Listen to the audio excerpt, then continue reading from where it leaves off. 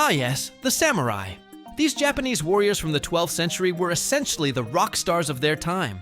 They were like the Batman of feudal Japan, but with a bit more armor and a lot more dishonorable ways to die.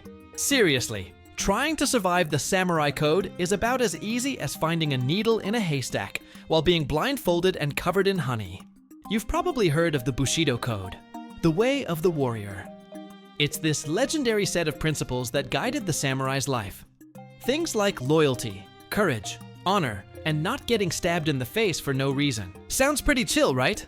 Well, buckle up, because we're diving into why you'd probably get yourself killed if you tried to live by it. First, let's talk about honor. These guys were obsessed with it. No, seriously, these dudes would die for it faster than you'd swipe left on a Tinder date. And not the death by old age kind of death. I mean like, I just looked at someone wrong, time to end it kind of death. See, in the world of the samurai, if you did something embarrassing, like losing a fight or letting your lord down, you could fix your dishonor by committing seppuku. What's seppuku, you ask? Oh, just an incredibly fun way of saying stabbing yourself in the stomach with a sword in front of your friends to, restore your honor. The problem here? You'd probably mess it up, and then you'd be stuck in a state of extreme shame and extreme pain, which doesn't sound like the best way to spend your afternoon. Now let's talk about loyalty. Samurai were like human golden retrievers. They lived to serve their masters, and if their master told them to do something, it was basically the law. If you didn't, well, you might find yourself on the wrong end of a katana. Don't believe me? Look at the 47 Ronin. These guys, after their master was dishonored and forced to commit seppuku, decided to take matters into their own hands and avenge him. And what did they do to repay his honor? They killed themselves, because that's apparently what real loyalty looks like. Yeah, no thanks. Here's the kicker though. You could have been the most loyal, courageous samurai out there. But if you were a little too loyal, you could end up on the wrong side of something called seppuku by proxy, where you don't even get to commit. Honorable suicide yourself. You just get to die in some totally unglamorous way. Next up, courage. A samurai needed to show that they had guts, which was all well and good, unless you were asked to do something really, really stupid. For example, during the Sengoku period, you might have to fight in a battle where you're basically just charging into a crowd of thousands of armed dudes with maybe 50 of your own.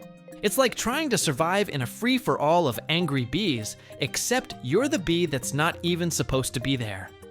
The worst part? If you hesitated. For even a second, you'd probably be called a coward, and we know how that ends. But it wasn't just about fighting, right? It was also about self-discipline.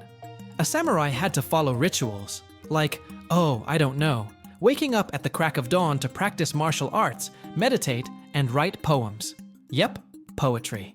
Because, apparently, after decapitating a man, the first thing you want to do is sit down and rhyme about your feelings. But all of this discipline was supposed to create balance, so you didn't go around hacking everything that moved. And you definitely wouldn't survive if you didn't keep that balance, because as soon as you got too wild and unruly, the same samurai code would just sort of take you out. It's like trying to follow a diet of only kale and water, but then accidentally slipping into a triple cheeseburger. No redemption. Game over. Now let's get to the big one, Bushido. This was the way of the warrior, the whole package deal. It included courage, loyalty, and being a man of action. But here's the thing. The action part could be intense. A samurai had to be ready to jump into a fight at a moment's notice. You might get ordered to go fight some other samurai for literally no reason other than you happened to be in the wrong place at the wrong time. And if you lost? Well, you're dishonored. You know what that means. Can you imagine living a life where you constantly have to act tough, follow rigid codes, and if you mess up even the tiniest bit, you're done for? It's like living in a video game where every quest ends in failure and self-destruction, except this game doesn't have any respawns, so you'd probably get yourself killed. Maybe not right away, but definitely before you reach old age. The samurai code might sound cool in theory, but in practice, it's more of a no second chances kind of situation. And let's be honest, you're not going to be cool with that. You can't even make it through a Monday without breaking a sweat.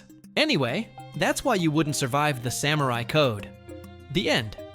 If you enjoyed this video, make sure to subscribe, like, or, I don't know, honor your ancestors by stabbing yourself in the stomach. But don't actually do that. That's just a joke. Please don't sue me.